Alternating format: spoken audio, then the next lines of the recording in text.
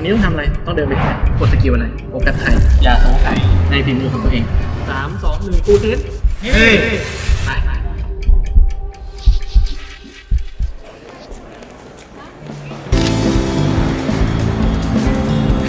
รอน้องอยู่รอน้องอีก2 คนมีน้องจูปิเตอร์มาแล้วแต่ว่ารอเขาเดินมาส่วนน้องบุ๊กกำลังเดินทางมาอยู่เด็กกี่โมงบุ๊ก6 โมงครับตื่นเต้นไหมครั้งแรกเลยป่ะไปญี่ปุ่นครั้งแรกอยากไปทำอะไรบ้างกินอาหารโอโทโร่ครับดีครับมีอะไรที่อยากทำไหมอยากกินอาหารอยากกินเนื้อแบบสเต็กเนื้อครับสเต็กเนื้อไม่ค่อยอินเรื่องกินแต่จริงอยากไปช้อปปิ้งมากกว่าแต่ไม่น่ามีเวลาดูจากทรงนะแอนตอนนี้ก็ถ่ายมีเดียถ่ายสัมภาษณ์อะไรเงี้ยแล้วก็แข่งเลยไม่รู้จะได้ซ้อมหรือเปล่าถามผู้จัดการมาเขาก็บอกว่ายังไม่ชัวร์อยากซ้อมนิดนึงแบบวอร์มนิดนึงก็ยังดี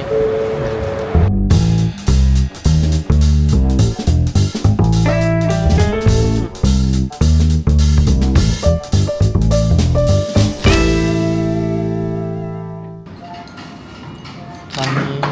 5 ทุ่ม 52ที่ญี่ปุ่นลงเครื่องออกจากสนามบินประมาณ4 ทุ่มถึงโรงแรม5 ทุ่มมากินข้าวหน้าเนื้อเพราะว่ามันเปิดถึงตี 3พยายามหาร้านอื่นแล้วมันไม่มีโม่ไหมหิวมากกว่าเขาบอกนั่งเครื่องบินครั้งแรกเป็นยังไงอึดอัดนิดนึงนั่งเครื่องบินแล้วอึดอัดน้องไม่ทำอะไรนั่งอยู่นั่งนิ่งๆไงนั่งเครื่องบินครั้งแรกรู้สึกไงปวดตูดมาก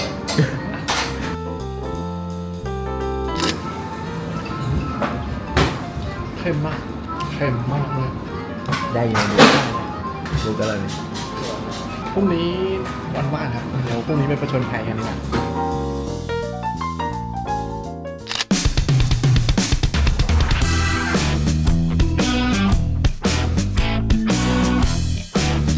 สวัสดีครับวันที่2หลังจากเดินทางมาที่ประเทศญี่ปุ่นวันนี้ก็ไม่มีสเก็ตดูเพราะว่าทางทีมงานบอกว่าเราเดินทางมาก่อนที่อื่น1 วันเราก็เลยตัดสินใจมาชิบูย่าเพราะว่าอยู่ใกล้จากโรงแรมมา 4-5 สถานีตอนนี้ก็จะไปกินราเมงครับเพราะว่าน้องบุ๊กบอกว่าอยากกินราเมงเปล่าครับผมอยากกิน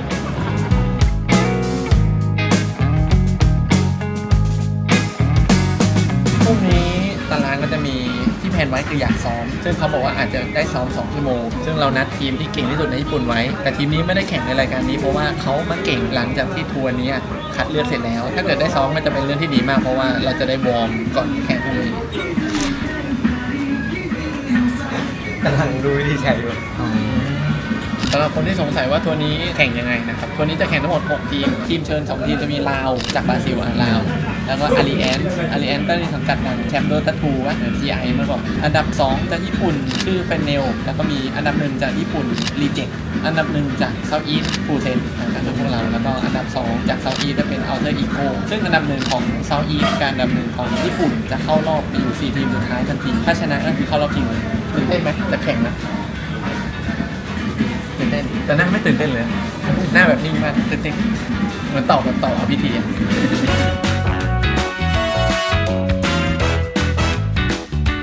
มือมันเดินข้ามเวลาไม่ได้เลยไหมน้องกันได้กันอยู่ได้คนละนิดคนละหน่อยบุ๊กอะคุ้มสุดแล้วเดินศูนย์เปล่ามากข้าวก็ไม่อร่อยด้วยทำไมข้าวไม่อร่อยครับ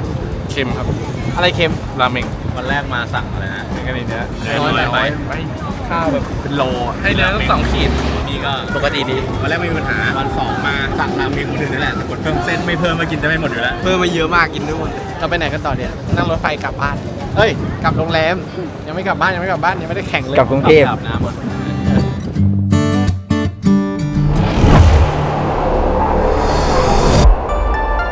ไม่เคยแข่งสูงเลยถามน้องกันรู้สึกไงไอเราเฉยๆเคยเห็นนะก็โตกินเดิมคิดว่าจะมีผลต่อการเล่นของตัวเองไหมคิดว่ามือน่าจะสั่นกว่าเดิม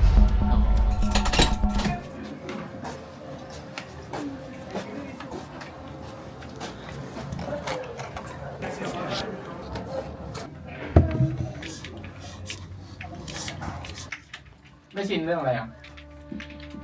ความลื่นจอกับงั้นก็ปรับรีเฟรชเรทลงไม่ต้องเล่นลื่นไม่จำเป็นอุ้ยวันอะไรเราแยกเล่นไม่ได้เลยญี่ปุ่นเขาจะลุมคนที่เข้าไปนั่นอ่ะคือเหตุผลที่ทำไมหลายไฟให้เราแพ้เพราะว่าเราสู้2 ต่อ 3เพราะว่าแผนญี่ปุ่นตอนนี้คือเขาเล่นกันแบบนี้แล้วมันไม่เหมือนฝั่ง C เราต้องปรับตัวค่อนข้างเยอะบอลแตกยืนไว้อยู่ก่อนวันแข่งเราซ้อมกับทีมที่ชื่อว่า Riddle ตอนแรกเขาเป็นทีมแรงค์ 1แต่ว่าอยู่ๆเฟนเนลเนี่ยแซงเขาซึ่งสไตล์การเล่นเขาก็ช็อตกันวิ่งแล้วก็มีเคลซียืนพอยต์มีสไนยิงฟรีเราซ้อมแพ้ทุกแมตช์เลยคือแบบตอนนั้นคือแบบชิปมันรู้สึกว่าแบบมันไม่ได้กังวลนะแต่มันรู้สึกว่าไม่พร้อมหรอวะผมก็พยายามย้ำกับน้องๆเลยว่ามันไม่สำคัญว่าตอนซ้อมเราไม่พร้อมไหมตอนนี้เราเห็นปัญหาแล้วว่าปัญหามันคืออะไรแล้วเราต้องทำยังไงแต่เราแก้ไม่ได้เพราะอะไรเพราะว่าไม่มีเวลาพอเราซ้อมเสร็จปุ๊บหลังจากนั้นไม่ได้แตะคอมเลยวันถัดมาคือวันแข่งแล้วก็ไม่มีเวลาให้แตะคอมแล้วเขาไม่จับคอมแล้วตอนนี้สิ่งที่กังวลมากที่สุดน่าจะเป็นเรื่องเล่นที่ไม่ใช่ที่บ้านเลยกลัวว่าจะทำได้ไม่ดีพอถูกไหมวิธีแก้ปัญหาแบบง่ายเลยนะเราเลิกคาดหวังในตัวเองก่อนอย่าเซตตัวเองว่าเราจะต้องเล่นได้100สิ่งที่น่ากลัวที่สุดคือเราเซตบาร์ตัวเองไว้ว่าฉันต้องทำได้เท่านี้นะเคยเล่นเกมเก็บเวลเวลาเราเล่นเกมเก็บเวลเนี่ยเวลาเราตีมอน70บ้าง80บ้างคิดดีเข้าบ้างนึกออกไหมอย่าไปคิดว่าตัวเองจะต้องคิดดีเข้าตลอดเวลาบางครั้งเราอาจจะตีมอนแล้วดาเมจมันต่ำสุดบางครั้งมันอาจจะคิดดีเข้าไม่ได้สิ่งที่ต้องโฟกัสพอไปถึงสนามก็คือเราต้องทำอะไรหน้าที่ของเราตอนนั้นคือนั่นคือสิ่งที่เราควบคุมได้เพราะสุดท้ายพอเราตัดสินใจถูกเราทำตามขั้นตอนเดี๋ยวทุกอย่างมันจะออกมาเองอย่าไปกดดันว่าอุ๊ยเราต้องแบกเพื่อนเราช่วยกันไม่มีใครโยนให้เราว่าเฮ้ยบุ๊กต้องยิงได้นะไม่งั้นทีมแพ้อะไรอย่าไปคิดแบบนั้นแต่ไปเพ่งว่าตอนเนี้ยต้องไปยืนตรงไหนต้องกดสกิลยังไงต้องคุมยายังไงนั่นคือสิ่งที่เราต้องทำยิ่งเราโฟกัสสิ่งที่เกิดขึ้นในเกมมากเท่าไหร่ความรู้สึกพวกนั้นมันจะหายไปมากขึ้นเรา2คนยังไม่มีประสบการณ์เพราะนั้นที่ไม่ได้กดดันอยู่แล้วเราเหนื่อยมาหลายเดือนแล้วฟิลแบบอ่านหนังสือสอบมาแล้วเรามาเอาความรู้ที่เรามีมาทำได้นะ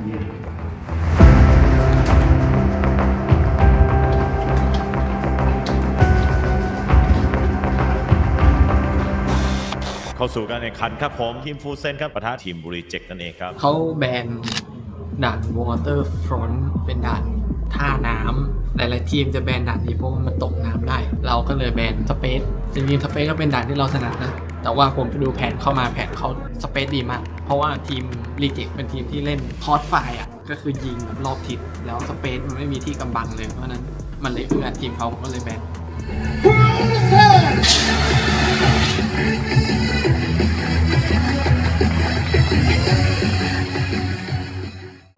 ครับ79 97 99แล้วก็อีกพอยต์เดียวเดินขอไล่สุดพอยต์ได้ไหมเอ่ยตรงนี้ดึงเข้ามาแล้วไอเมอร์ยังถึงมาอยู่แล้วไอเมอร์ครับผมยังดึงวันเซฟร่วงไปต่อเจอฟลุกสอยจากระยะไกลด้านตัวของฝั่งจิมมี่ต้องตึงกันจับตรึงจากวงนอก98 99ตัวนี้โผล่มาอย่างสุดๆไอเมอร์เก็บลูกแล้วมิสกิเกมนั่นฝั่งจิมมี่เขาได้เลือกก่อนเขาเลือกลอนช์อันนี้ผมเดาไว้แล้วว่าโดนแน่ๆลอนช์คอมเพล็กซ์เพราะว่ามันคล้ายกับสเปนเราก็เลยเหลือ2แมปให้เลือกคือ Neo City แล้วก็ Quantum เราก็เลือก Neo เพราะว่า Neo เป็นด่านที่สามัญประจำบ้านคนเล่นพาราบอกแบบด่านแรกที่ทุกคนจะต้องเล่นรีเจ็คตอนนี้คะแนนโดนฟรีอยู่ที่75แล้วฟูเซตปีนไปที่90ไปที่เรียบร้อยมาสักครู่นี้รีเจ็คหายไป2คนเพิ่งจะรีสปอนเป็นเอเมอร์นะครับยิ่งขึ้นมาแล้วเซตยังต้องรอรีสปอนกันอยู่บอกได้เลยว่าตอนนี้มันราวที่3แล้วเวลารอรีสปอนนั้นมาแล้วฟูเก็บเอเมอร์ไปหน้ากล้องสวยๆงามๆแบบนี้อยู่บนฮิวพอยต์แล้วเก็บมิซุกิไปโดยจูปิเตอร์ช็อตดาวน์3คนรีเจ็คหายไปฟูเซตเก็บมาโคตรร้อยแต่แบบนี้เรียบร้อยและนีโอซิตี้เป็นฟูเซตครับที่ยังยื้อชีวิตตัวเองอยู่ในการแข่งขันต่อไปได้เสมอกัน1-1แผนที่เจอกันที่ดีไซเดอร์แมปครับเพราะนั้นด่านดีไซเดอร์ก็จะเป็นควอนตัมซึ่งควอนตัมค่อนข้างน่ากังวลเราซ้อมน้อยมากแต่ผมมองว่าแบนสเปซดีกว่าแบนควอนตัมถึงแม้ว่าจะไม่ได้ซ้อมแต่ก็มั่นใจกว่าต้องไปเล่นด่านที่เขาถนัดบรูเก็บชนะชั้นดาวมาเรียบร้อยแต้มไหลมา95แต้มและทางด้านฝั่งกับ8พอยต์กำลังจะมาอีก4แต้มเท่านั้นฮาวออฟโฟตอนเข้ามาไล่นี่พอยต์ก่อนครับบรูพยายามจะโยกหลบบรูกับควิกบอมยิงเอาให้ได้แต่ดาเมจจะไม่ขึ้นยังไม่พอไอเมอร์เล็งมาอยู่ไอเมอร์เขาพยายามเหยียบพอยต์บวกอีก4แต้มก็หมดทั้งฝั่งรีเจ็คการจับเป็นจัดมิสกิครับเทรดกันฝั่งชิปเตอร์และโอมิโกครับจัดการก้าวทั้งเซตไปเรียบร้อยมิสกิยังอยู่มิสกิเห็นแต่ว่าต้องรีโหลดของผู้โดนครับแล้วคิวมาใส่ด้านฝั่งไอเมอร์ต่อยก็รอบนึงแล้วโอ้โห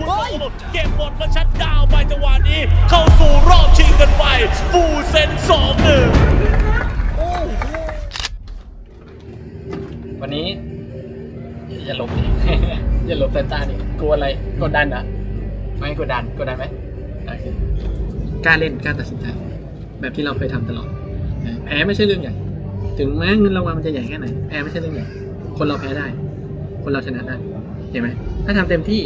ทำถูกต้องทุกอย่างโอกาสชนะจะสูงขึ้นเรื่อยๆพี่ไม่อยากให้คิดว่าเราต้องเล่นให้ชนะอยากให้คิดว่าเราต้องเล่นยังไงเพื่อให้ชนะนั่นคือสิ่งที่สำคัญกว่าอย่าไปยึดติดว่าต้องชนะต้องแพ้อะไรเงี้ยไม่ได้คิดอย่างนั้นไม่ได้คำว่าแพ้ชนะทิ้งไปเลยคิดว่าตอนนี้ต้องทำอะไรต้องเดินไปที่ไหนต้องกดสกิลอะไรโฟกัสใครช่วยใครโอเคไหมมาเราจะไปด้วยกัน3 2 1ฟูลเซนเฮ้ยไปคนที่เจอปัญหามากที่สุดคือจูปิเตอร์อธิบายแบบนี้ว่าฝั่งญี่ปุ่นกับฝั่งเซาท์อีสต์เล่นไม่เหมือนกันแต่ฝั่งญี่ปุ่นเขาจะเอาปืน KLC ยืนพอยต์ปืนนี้เนี่ยมันมีสกิลน่ารำคาญอยู่2สกิล1คือสร้างกำแพงทำให้ศัตรูยิงหรือฆ่ามันไม่ได้ต้องอ้อมกำแพงไปเท่านั้นกับ2คือยิงลูกบอลถ้าไม่ทำลายลูกบอลทิ้งก็ต้องวิ่งหนีไปเรื่อยๆมันส่งผลทำให้ตัวละครเนี่ยเก่งเรื่องการยืนค้ำเพราะว่ามีทั้งสกิลไล่มีทั้งสกิลที่ทำให้ตัวเองไม่โดนดาเมจน้องจูปิเตอร์ไม่เคยเล่นแบบนั้นเลยเพราะว่าถ้าไม่เอาเราไปยืนพอยต์อะทีมเราจะไม่ได้เล่นเลย3 ตัวมาเลยครับฟูเซนครับชัดดาวเฟนเนลในจังหวะที่ต้องบอกเลยว่ากดดันเฟนเนลอย่างแน่นอนเลยครับมันต้องมีกลุ่มเข้ามาโอ้โหแล้วดูครับสเปกตรัมวอลกันเอาไว้แบบนี้ครับจูปิเตอร์เขาจะเข้ามายังไงครับแต่เฟนเนลอ้อมไปเข้าอีกทางนึงมีสเปกตรัมวอลกลางมาจ่ายมาสู้เหมือนกันแล้วโดนไปจังหวะนี้ครับรู้เก็บพินาศตัวไปโนริตะเพจจูปิเตอร์กลับคืนมาได้เหมือนกันแต่ตอนนี้เหลือแค่พอยต์4เท่านั้น4แต้มว่ายังไงต่อยหน้าไปบลูกับเก็บเล่นลูมาแล้วเหยียบแบบบีมพอยต์3 วิ 2 1เก็บไม่เปล่าวางสเปกตรัมวอลไปอีกบลูครับผมดึงมาอยู่และ1ช็อต2ช็อตมาไม่ตายครับผมสเปกตรัมวอลขังไว้เป็นลูกตัวเอ็กซ์ว่าไงบลูจำช็อตยิงบลูหางเอลแพนมาได้เอาหมดมากดไปพอดียิบรอถึงด้านฝั่งโนริตะเก็บยูเซอร์ไปโอ้พุทโธเก็บพิลาสโตและจบเกมไปปูเซนเทมาก่อนในแบบแรกสเปนแบบ ผมแค่พูดประมาณว่าแบบแตะเขาอย่างนี้แล้วบอกว่าปรับให้พี่หน่อยนะพลาดไม่เป็นไรแต่ขอให้ลองปรับดูขอลองเล่นดูไม่ซีเรียสเลยถ้าพลาดถ้าตายเยอะไม่ซีเรียสเลยดาว3 ตัวนี้แต่เฟนเนลหายไปฟูเซนมีจังหวะในการเก็บสไตร์พอยต์อีกสัก1 ครั้งครับแต่มันเปลี่ยนราวพอดีครับจากราว2เป็นราว3สไตร์พอยต์มีเป็นสไตร์พอยต์4ครับฟูเซนต้องยืนหน่อยแล้วล่ะแต่ตรงนี้ยังไม่ทันยืนรูก็ไปปิดจูปิเตอร์มาแล้วครับพี่แบงค์เรียกได้ว่าเป็นโชคดีในโชคร้ายอีกทีนึงครับเพราะว่ามันเปลี่ยนครับพอยต์พอดีครับไม่งั้นได้ดูดแต้มขึ้นมาอีกสัก10 แต้มครับอย่างน้อยครับไม่ให้โดนทิ้งห่างไปกว่านี้แต่ตอนนี้เฟนเนลครับผมขึ้นมาเป็น97 แต้มแล้วครับลูกยังไงพอดีโดนจี้เข้ามาครับผมแต่ลูกเก็บเล่นฝั่งลูกไม่ได้แต่ก็ไม่ไหวครับผมโดนไล่ออกจากพอยต์ไปและเป็นเฟนเนลครับตีเสมอขึ้นมาเป็น1-1แล้วจ่อแชมเปี้ยนพอยต์ครับคือบุ๊กเป็นคนที่เล่นมาตรฐานสูงเพราะฉะนั้นสิ่งที่บุ๊กจะต้องแบกคือถ้าเราเล่นได้ต่ำกว่าที่ตัวเองคาดหวังเราจะรู้สึกร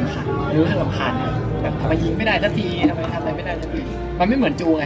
จูเป็นคนที่เริ่มจากข้างแล้วสโลปเหมือนขึ้นบันไดแต่บุ๊กเป็นคนที่แบบ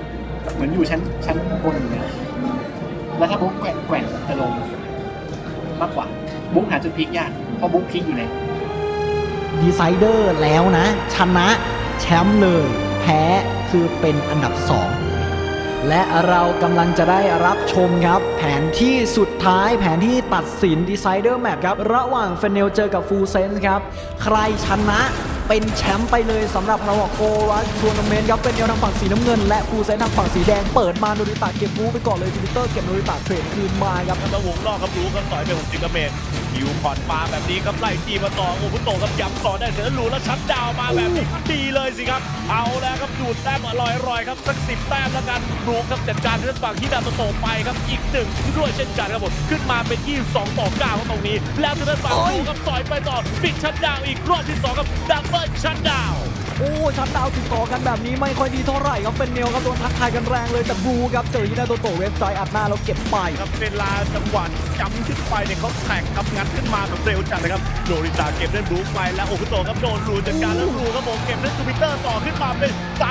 35-35ผมแซงไปนี่เป็น37แล้วกำลังเปลี่ยนพอยต์ครับผมแล้วด้านตัวของฝั่งฟูเซนก็ไปรอในพอยต์ดีแล้วเพื่อที่ดูดแต้มต่อและจังหวะระหว่างทางก็รูเกือบร่วงเลยครับผมวางด้านฝั่งฮิวพอยต์มาต่ออีกทีนึงสเต็ปก็หาย ไปหนึ่งแล้วก็ไล่สปอยมาบอลดูดแต้ม9เข้าไปโดนเป็นสายบาจังหวะนี้ผมที่ระโตเกมเล่นฝั่งสปิเกอร์ไปได้ครับผมลูกยังยืนยันอยู่ถ้าปุ๊บปล่อยมาใส่โรลิซาเรียบร้อยดึงสวนมาขอดวลหน่อยจังหวะนี้แล้วปุ๊บสอยที่ดาวโตไปเรียบร้อยขึ้นมาเป็น90แต้มยังไงดีมือสไนเปอร์100 ล้านเยนกำลังจะมาหรือเปล่า เราซ้อมมาอย่างดีแล้ว อย่าสงสัยในการซ้อมของตัวเอง อย่าสงสัยในฝีมือของตัวเองพี่เชื่อใจพวกเราเชื่อใจพี่โอเคไหมวันนี้เราจะชนะไปด้วยกันแพ้ไปด้วยกัน เราจะทำให้ดีที่สุดไม่ต้องกลัวพลาดมันก็เลยเหมือนแบบจนถึงตอนนี้ยังรู้สึกว่ามันเกิดขึ้นจริงๆของมันไม่เชื่อไม่ได้อะว่ามันเกิดขึ้นไปแล้วสุดยอดฟีลลิ่งมันสุดยอด สนามโตเกมดูโดนิตาโมโรไปแล้วที่นาโตเกมเล่นบุกไปได้นาโตยังไล่อยู่ที่นาโตโอ้โหต่อยกระโดดมาโอ้โหแบกข้างล่างแบบนี้แบกก่อนที่3แบกเป็นคนเดียวยืนไว้ต่อด้วยเดียวกันโอ้โหไอ้ที่นาโตแล้ว100 ล้านเยนบูเซ่และแชมป์ของ PTRT ครับพาราบอกโกลาทัวร์นาเมนต์ครั้งแรกของพาราบอกครับได้แก่ทีมที่มีสัญชาติไทยอย่างฟูเซนหากชีวิตนี้ไม่มีสักครั้งหนึ่งได้ทำตามหัวใจก็ไม่รู้มันจะมีความหมายอะไร For me, like I want to buy house, so I can buy more cat. Yeah, I have 2 cats. I want one more, and visit Japan again because I never been here before. So this is my first time, but we didn't have a lot of time to like tourists. Yeah, we just come here to compete. Hopefully for my family and maybe gaming gear. ก็ผมก็จะแบ่งให้ครอบครัวครับแล้วก็ซื้อของที่อยากได้เช่นเกมมิ่งเกียร์หรืออะไรอย่างเงี้ยก็จะซื้อสัตว์เลี้ยงอาจจะเป็นแมวอะไรอย่างเงี้ย ขอบคุณแฟนๆที่คอยตามเชียร์เรามาโดยตลอดแล้วก็ขอบคุณครอบครัวด้วยนะครับที่สนับสนุนมาจนถึงทุกวันนี้ ขอบคุณพี่พุทธครับที่ช่วยทำให้รู้ปัญหาตัวเองแล้วก็แก้ปัญหาตัวเองได้มากขึ้นแล้วก็ขอบคุณบุ๊คที่ซัพพอร์ตเพื่อนได้ดีมากแล้วก็ยิงโคตรแมนเลยถ้าไม่มีบุ๊คก็อาจจะไม่ชนะอะไร ขอบคุณพี่พุทธและพี่จูครับที่มาแข่งร่วมกันเลยตลอดตั้งแต่3 ปีที่แล้วถึงวันนี้ครับจนได้แชมป์แล้วก็ขอบคุณแฟนๆที่ตามเชียร์ครับขอบคุณพี่ๆทุกคนครับขอบคุณทีมโปรเซสขอบคุณทุกคนครับ ยอมรับเลยว่าตัวนี้เตรียมตัวมาไม่ดีพอส่วนตัวแล้วในฐานะโค้ชผมค่อนข้างเฟลในระดับหนึ่งก็เราจะทำให้เต็มที่มากขึ้นเราจะทำให้ดีขึ้นแล้วก็จะพร้อมเป็นแชมป์มากกว่านี้นะครับฝากติดตามเชียร์โปรเซนด้วยครับผมมีแค่สิ่งเดียวเท่านั้นที่ทำให้ฉันนั้นยังหายใจใส่มันสักตัวจากนี้ไปไม่ว่ายังไงฉันก็ต้องมีเธอไม่ว่ากี่ครั้งที่เราร่วงเราจะบินขึ้นไปใหม่ให้มันสูงขึ้นไปยิ่งกว่าเดิมกดอันเสียไฟมันท่วมก็จะออกไปล่าฝัน